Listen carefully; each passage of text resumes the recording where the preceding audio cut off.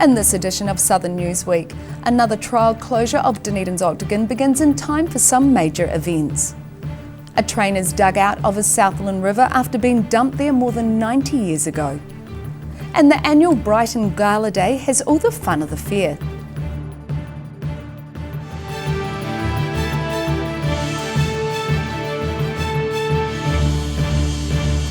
Kia ora, good evening, I'm Melissa Barton.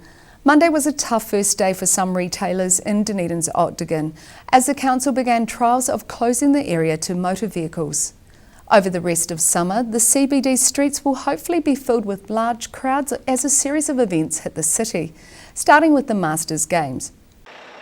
Putting barriers in place in Dunedin's Octagon. Yesterday saw the start of the $150,000 trial to transform the CBD into a more pedestrian-friendly space for the next 2 months. Some visitors to the city can see the closure of roads bringing nothing but benefits for Dunedin. I think it makes the city centre a little bit safer, especially for children. Well, I would think it would create a lot of pedestrian traffic, which the retailers should benefit from that. Maybe even so more than cars passing through. I Love Merino's Colin Lim has already been a vocal opponent of the trial, saying his shop is suffering from the closure. I felt physically sick because there's just nobody in the street, in the Octagon at all. I didn't see anybody come into the shop until about 12 o'clock. Council Planning and Environment Committee Chairman Councillor David Benson-Pope emphasises the temporary closure is just a trial and getting a lot of support. Most people are really supportive of what we're doing and also really supportive of the fact that we're trialling things to see what works and what doesn't and what's popular and what's not. Lim believes the Octagon will eventually be closed to traffic, irrespective of people's wishes. I'm pretty sure they want to have this permanent, so they're just going to put a positive spin on it and say, yeah, look, it was a big success, and it's going to be, this is the way it's going to be. That's my big fear. Benson-Pope agrees it's likely the outcome will see some changes being made to the Octagon, just as 30 years ago. In 1989, when we last redeveloped the Octagon, and we're standing in the middle of an area that was significantly changed, the roof, the covers behind me are all new. The configuration of the seating and the steps was all redone. A series of surveys and data collection by the University of Otago Schools of Entrepreneurship and Sustainability will be used to monitor the trial's success. In Dunedin, the South today. A locomotive built in 1885 has been retrieved from the bottom of a Southland river nearly a century after it was left there. A crane lifted the V-Class steam locomotive out of the Oreti River on Wednesday. The train with another V-Class was dumped in the river north of Lumsden in 1927. Free from its muddy grave for the first time in nearly a century. So we've finally lifted the locomotive up from the riverbed. It had to come up about 3 or 4 metres, and we managed to get enough mud off it to get it light enough for the crane to get her up on the bank. Tons of silt and mud were sluiced from the 32-tonne locomotive to make it light enough to be lifted by a 110-tonne crane. Linton Contracting worked on the weighty task, and Russell Brady says it was good to get it up. It was a major relief, to be honest. The challenge was getting the weight off that one to bring it into a legal lift. And we achieved that this morning, and the result now is on the truck ready to go away. Bradley says this job isn't all plain sailing, as one train now sits on the back of the truck, was buried along with another one that's not budging. This is the second one of the V-Class locomotives. We've made a decision this morning to leave this one here. It's significantly more damage than the one we retrieved, and logistically getting it out now is probably not feasible anymore. The Lumsden Heritage Trust is behind the operation, receiving more than $150,000 worth of funding from various organisations to undertake the project. Dunedin rail enthusiast Clark McCarthy says the project to raise the train shines a light on a bygone era. So it's a time capsule from 1927 till now, as it is basically, and it's really interesting to see it, yeah. A coal tender was lifted from the same place on Tuesday, and both are set to be relocated to a specially built track at the Lumsden Railway Precinct. The Lumsden Heritage Trust was behind the operation, which started 6 years ago. In Lumsden, the South Today.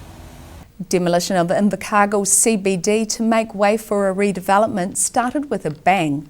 The inner city redevelopment will see the demolition of an entire block bordered by D, Tay, Kelvin and S streets for an inner city development. The start of demolition of an entire block in Invercargill's CBD to make room for a new development featuring retail and office spaces as well as inner city apartments. HWCP Management Director Scott O'Donnell is confident prospective tenants will start signing up. From a purely commercial point of view, the people we're talking to about leasing new space and know it's actually on. And up until, Tuesday night, they weren't certain. Deputy Mayor Tony Biddle says it's the start of a new era for Invercargill. Rebuilding the part of our city centre, and I'm personally ecstatic about it, to be fair. I think once people see the development, it'll give our city hope. The demolition follows months of debate and legal action. Work was due to begin 2.5 weeks ago, but halted when a Nelson property manager filed an interim injunction in the High Court. A court hearing at the start of this week gave approval for demolition to proceed. O'Donnell is scathing of the delays and frustrations his company has encountered. Because it became a situation of we've got to get this done for good of Invercargill. It became just painful in process, and that's something New Zealand's got to learn from. I mean, this Resource Management Act thing isn't designed to get an outcome, and it's really bad for New Zealand's future. There's got to do something about that. It's expected the demolition process will take 4 to 6 months, although it may be sped up to make up for lost time, with the first part of the project expected to be completed by next year. In Invercargill, the South Today. It's a big day for Brighton and a huge day for the Brighton Surf Life Saving Club.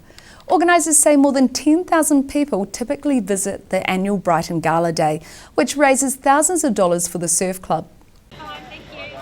A warm, sunny day greeted crowds at Sunday's Brighton Gala Day. The event's a major fundraiser for the Brighton Surf Life Saving Club, typically raising between $5,000 and $7,000. Craig McKenzie was among the 170 stall holders offering their wares at the event, many of whom had travelled to take part. All the way from Christchurch. Travelled in the country, we've got to set this stuff up, pull it down every week. And it's a bit of a hassle sometimes, but hey, we do it for the love. 32 of the stalls were selling food, offering a wide selection of edible delights to fuel those checking out the attractions. Hallie Octagon Managing Director and CEO Graham Gale says some of their team were giving people a special view of the Otago coastline. We've been doing joyrides here for the Brighton Gala Day, and in support of that, and we've had 4 helicopters going pretty much most of the day to try and turn the people around reasonably quick and give them a scenic flight of up along the coastline. Brighton's Surf Life Saving Club has a team of 60 volunteer surf lifesavers, and the club says this day is one of their biggest fundraisers for the year and was fun for many people who made the trip to the event. So me and my family today, we've been looking around, eating some really nice food. My brothers and sisters have been going on the bouncy castle, but I haven't because I'm a bit big for that now. Looking at the helicopter ride just over there. Brighton Gala Day founding coordinator Colin Weatherall says the 24th Gala was designed to give crowds and vendors more room to move. By noon, about 5,000 people had surged through the gates, and Weatherall expected the crowd to measure between 10,000 and 12,000 by day's end. Money raised at the event helps pay for the tools of the trade: inflatable rescue boats, rescue tubes and flags. In Dunedin, the South Today. After the break on Southern News Week, a Dunedin doctor says there's no need to worry about the coronavirus in New Zealand yet. And a $40,000 upgrade of a dangerous crossing is a first for Dunedin. So see you after the break.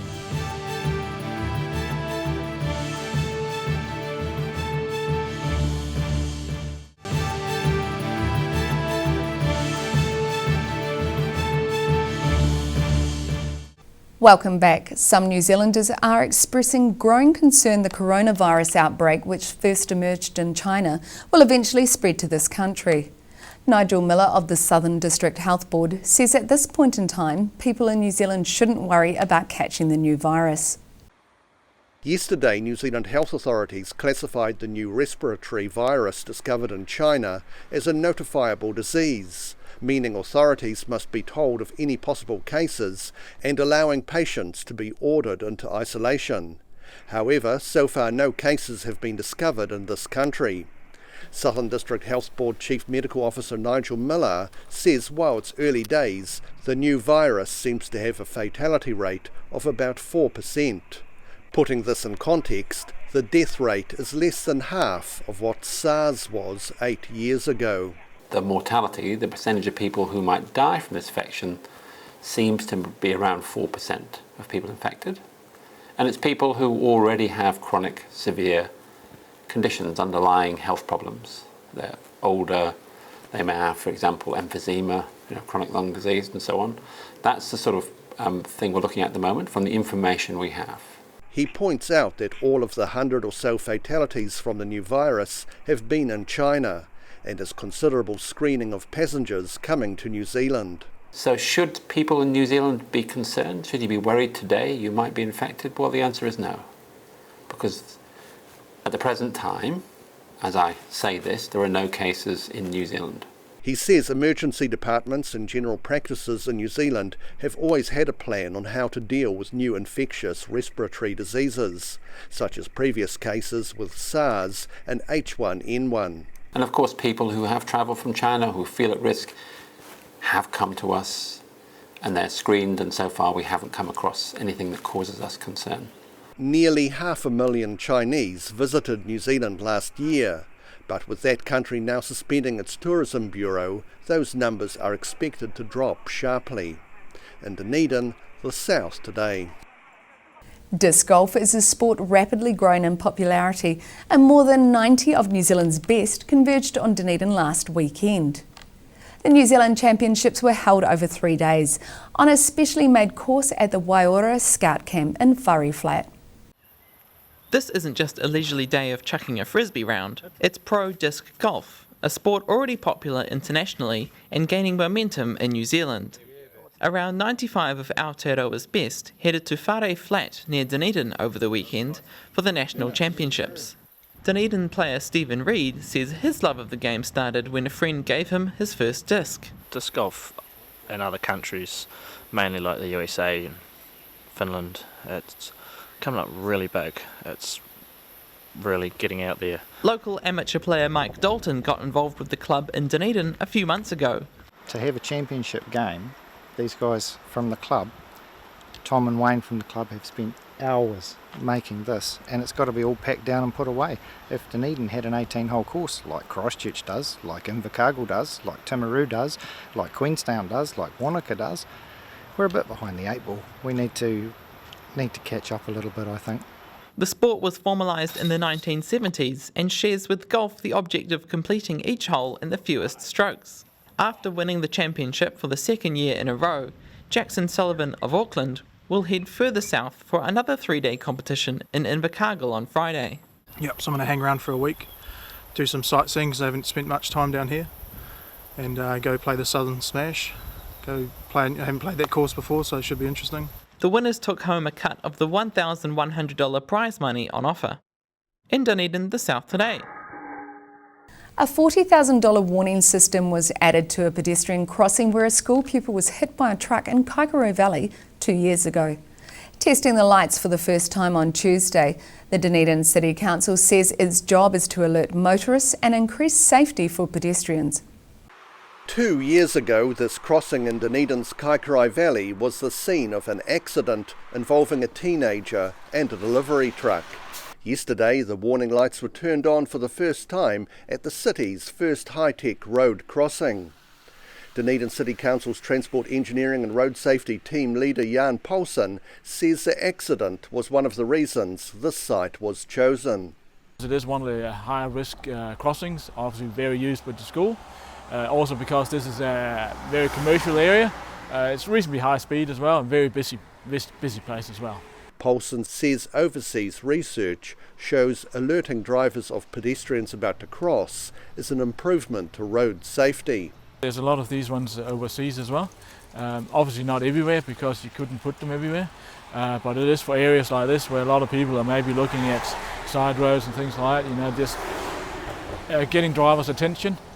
It's not really for the pedestrian, it's really for the drivers to get the attention. Paulson says the cameras above the crossing detect people approaching and waiting to cross, triggering flashing lights both on the signs and on the road. It's one of only a few in New Zealand as well.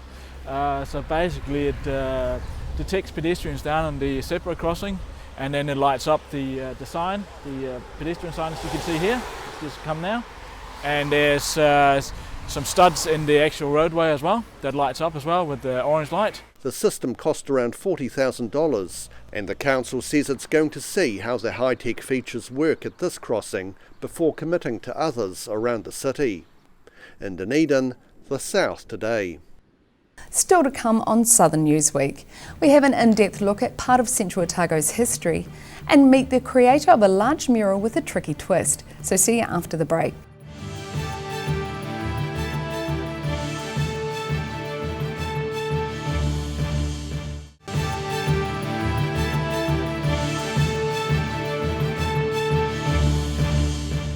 Welcome back. The Cromwell Basin was once called the heart of the desert, but is now a green oasis of cherries and grapes, thanks to irrigation from Lake Dunstan. The legacy of the Clyde Dam is still being felt today, as the area continues to develop further agricultural projects. Once called the heart of the desert, the Cromwell Basin is now an oasis of cherry farms and vineyards, thanks to irrigation provided by the adjoining Lake Dunstan. In 1993, the lake created by the Clyde Dam flooded much of Cromwell's historic township, obliterating buildings dating back to the gold mining days of the 1880s.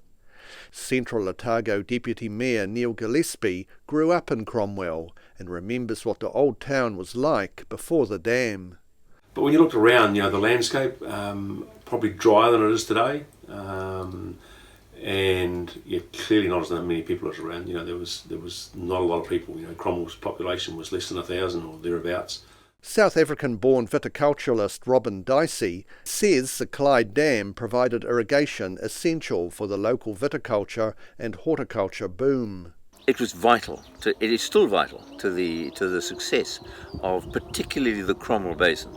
We wouldn't have been able to establish ourselves here. Although it's a summer rainfall area, the soils really don't lend themselves too easily, and it's too risky to do dryland farming with no irrigation. The Clyde Dam was thrust upon the region by the Muldoon government in the early 1980s, not for boosting horticulture and viticulture, but rather to power the planned aluminium smelter at Aramoana, which never eventuated. Gillespie says irrigation from the dam has dramatically changed land use in the area. You're going to look around and see top of the Sugarloaf and see how many pivots are up there now. Go around and look up Bendigo and up on those terraces there, and how many pivots are on the terrace itself and on the lowland as well. Gillespie has seen Cromwell grow with the influx of moneyed strangers hoping to make a buck or two out of what he calls corporate horticulture. We've seen a lot of people then have shifted from down south or other parts of New Zealand that have come to the area and say that this lifestyle is great. Let me have a vineyard or a cherry block or whatever. So certainly those opportunities are there today. Are they a direct result of Lake Dunstan being formed? Yeah, in part they have to be. There's no doubt in my mind they have to be. Could they have happened without Lake Dunstan? Yeah, possibly. But you'll never be able to answer that. When the Clyde Dam flooded the Cromwell Gorge, Kevin Jackson was an orchardist who lost what he calls the best apricot farm in the world. He wonders what the historic township, also destroyed by the lake, would have done for tourism. Cromwell would have been another attraction for the tourists had it been left intact the way it was. As for the future, Dicey says there's potential for considerably more horticultural development in the Cromwell Basin. From the soils point of view, I think there's enough soils for a lot further cherry expansion and a lot further grape expansion. In Cromwell, the South Today. Mural painting on a flat wall isn't without challenges, but a Dunedin artist says painting on weatherboards requires another special set of skills. Guy Howard Smith said adding another dimension to his large mural at Logan Park High School was a challenge he was ready to meet. Kereru ready to take flight. This Dunedin artist is just a few days away from completing his latest mural on the side of the Logan Park High School gymnasium. It includes giant red band gumboot wearing kereru and other native flora and fauna from the area. It's been commissioned by Logan Park High School, so the co-principals just showed it to a few other staff members and had some suggestions, and then I tweaked it and we went from there. The work has taken Guy Howard Smith about 3 weeks to paint, and he says Dunedin's not too hot summer has been helpful, admitting the sun isn't always a painter's friend. At the time I've been doing it, it's been absolutely beautiful. The sun has been the only problem, but that's a good complaint to have in Dunedin. But it's, yeah, when the sun moves around onto the wall, it sort of dries as soon as it hits the wall. But yeah.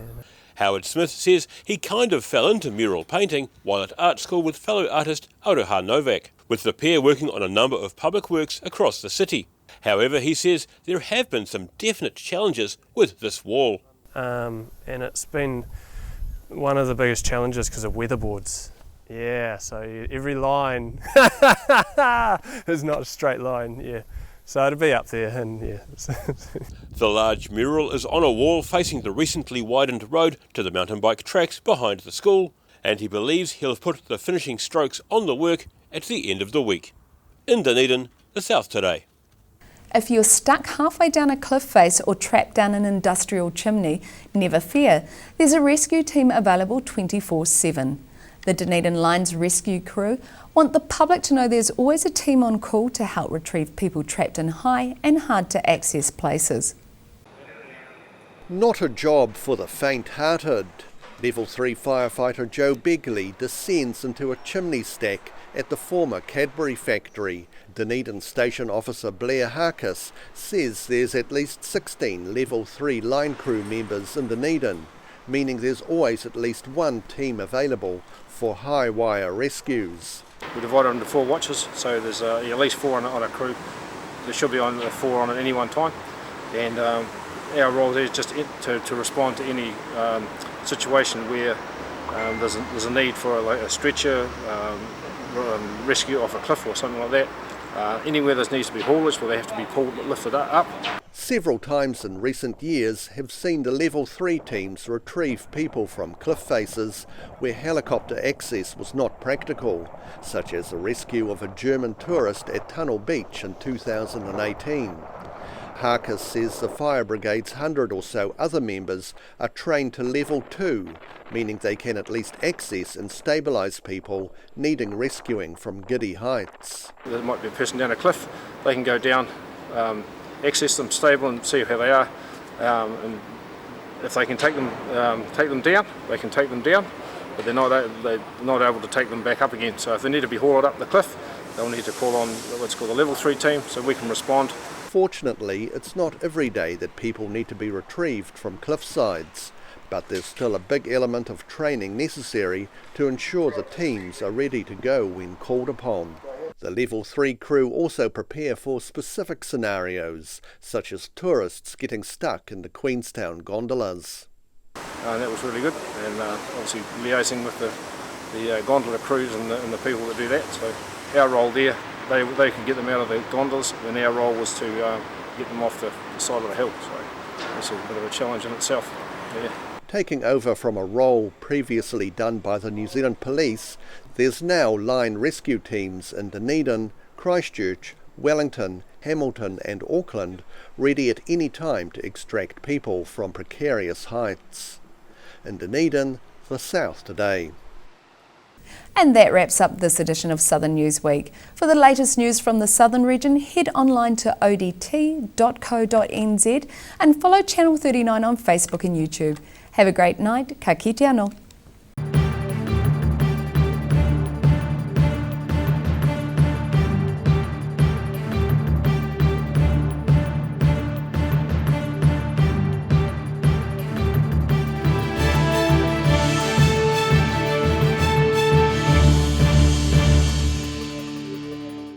Supporting local content so you can see more of New Zealand on air.